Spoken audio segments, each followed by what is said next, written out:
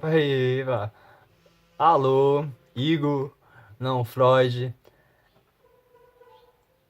Vai na fuleiragem, vai na sacanagem, vai na fuleiragemzinha.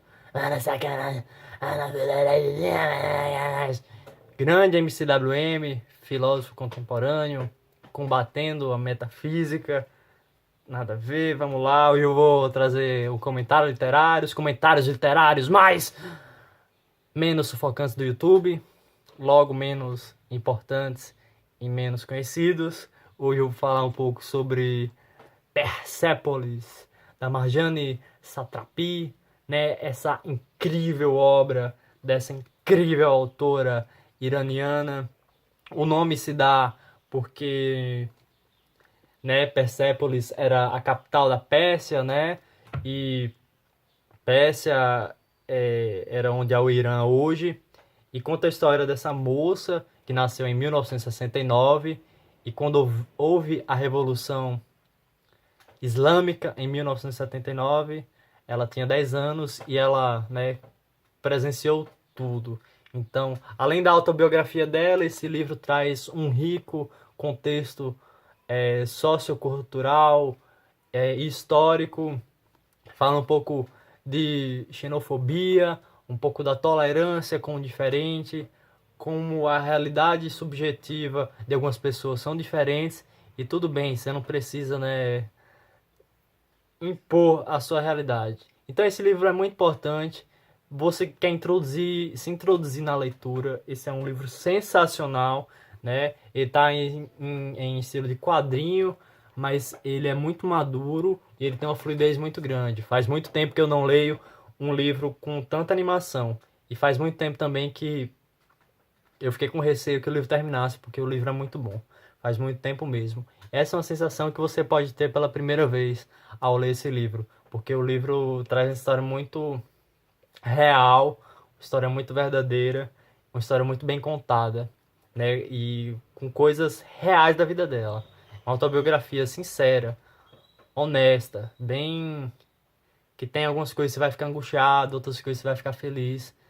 Você vai sentir a empatia pela personagem.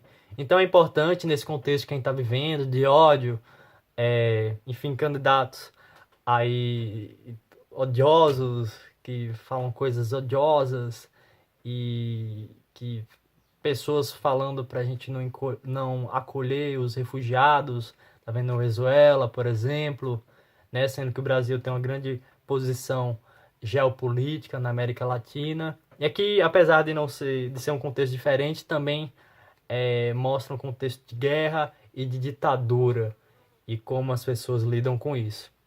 Então, muito importante esse livro. A Satrapi nasceu em 69 e em 79 ela tinha 10 anos e ela presenciou a Revolução Islâmica. Até 79, o Islã tinha um rei, né, um Shah, e era muito ocidentalizado, vamos assim dizer. O pessoal comia no McDonald's, usava camisa de banda, tinha pôster do Star Wars, tinha liberdade de expressão. São coisas, né, do Ocidente. E aí, em 79, teve essa revolução e houve o povo pedindo por uma república democrática. Ou seja, né, tirar o chá do poder e botar, né, uma democracia representativa, seja parlamentarista ou seja presidencialista. Mas nos anos 80, né, em 1980, há a guerra do Irã contra o Iraque, financiada pelo Ocidente, né, pelos Estados Unidos, pela Inglaterra, principalmente, que vende arma para os dois lados. E acontece que o Shah é deposto, mas não vem um regime democrático, na verdade vem uma teocracia, né? Troca o Shah pelo Ayatollah, que é o líder religioso e o representante estatista dessa nação. Então, essas liberdades são cortadas e as pessoas lá são obrigadas a usar véu, por exemplo. E tudo isso financiado pela Inglaterra. Ela fala, né, que a Oil Company da Inglaterra meio que faz a cabeça do filho do Shah e faz ele ser o comandante, desde que, né, o petróleo ficasse com a Inglaterra. E aí, nesse processo, a Satrapi é uma criança. E ela estava numa escola super moderna, assim, e não precisava usar véu, e de repente ela teve que usar véu, né? Então, tem uma imagem bem bonita, que é essa daqui, que mostra esse processo e a adaptação das crianças que no começo brincavam com véu, mas depois foram cada vez mais coagidas a usar o véu. A família da Satrap era uma família super vanguardista, super democrática, assim, com alguns valores do Ocidente.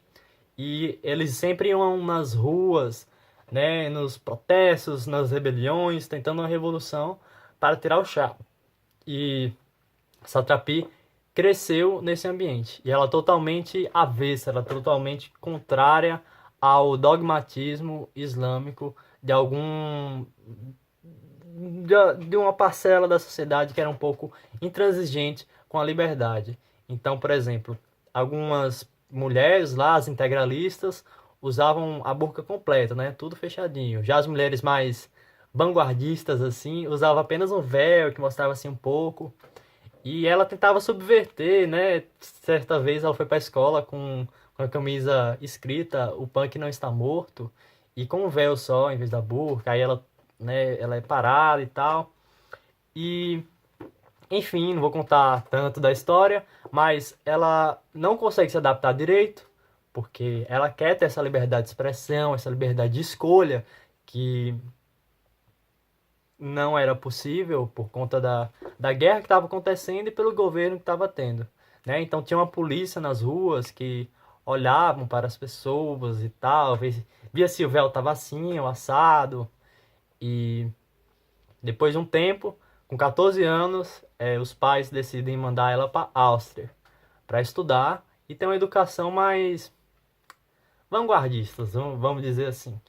E ela vai, né? Porque ela não está conseguindo se adaptar de maneira nenhuma. Sempre os pais são chamados pelos diretores, né, das instituições que ela estuda. E ela vai para a Áustria e começa a morar lá numa república de estudantes, divide o quarto lá com a menina e tal. E acontece várias coisas, ela está em contato de novo com essa sociedade ocidental, ela vê que algumas coisas ocidentais são babacas e tal. Chega em certo momento da história que ela vai viajar com a colega de quarto dela na Alemanha, eles são super católicos e tal. E é bem legal. Em certo momento da história também ela vai morar com outra amiga e depois ela meio que tem que sair dessa casa e ela fica morando um mês na rua, ela quase morre de bronquite e tem alguns momentos bem emocionantes. Quando ela é criança, o pai não, o tio e o avô dela eram revolucionários, né? E eles foram brutalmente torturados. Ela tem contato com esses tios e falam, né, sobre a história, como vale mais a pena para algumas pessoas estar vivo do que, né, defender alguns ideais. E, enfim, é uma história fantástica. É muito boa mesmo. Depois fala um pouco sobre ela adulta já que é uma autobiografia, sobre os namoros, sobre as crises internas dela, sobre o contato dela com os pais, sobre o que ela sofre, sobre as alegrias, sobre as mortes que ela tem contato e como isso afeta ela, e como estar na Áustria afeta ela, e como, né, ver essa família de alemães, ou alemãos, alemães, português é muito foda, afeta isso. E, meu Deus, essa é uma história de vida, todo mundo devia ler, né? E é isso, eu não vou falar mais, esse livro é muito mais do que eu tô falando, e vou deixar aí na descrição, se eu lembrar, o link do filme, que eu não assisti, mas é dirigido por ela, parece ser muito bom, eu vou assistir agora. E também a entrevista dela com a Emma Watson, né? A Marjane Satrapi, entrevistada pela Hermione. E é isso. Se você quiser comprar esse livro e ainda ajudar esse canal a se manter, eu vou deixar o link na Amazon, na descrição. E é isso aí. Boa leitura. É um livro muito bom.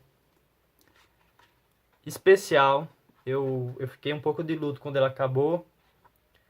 Mas ele mostra que as coisas não são tão simples, que a diversidade é um negócio massa. Tem um momento que ela tem que ser entrevistada por uma pessoa que está no governo. E essa pessoa é bem dogmática, só que é uma pessoa bem honesta, que gostou da sinceridade dela e por isso ela conseguiu uma coisa, porque ela foi honesta, né? E mesmo um cara que era para ser preconceituoso foi super tranquilo. Então, nem tudo é tão simples e é isso. Um grande abraço. Busque conhecimento. Se você assistiu até aqui, considere deixar um like e tchau.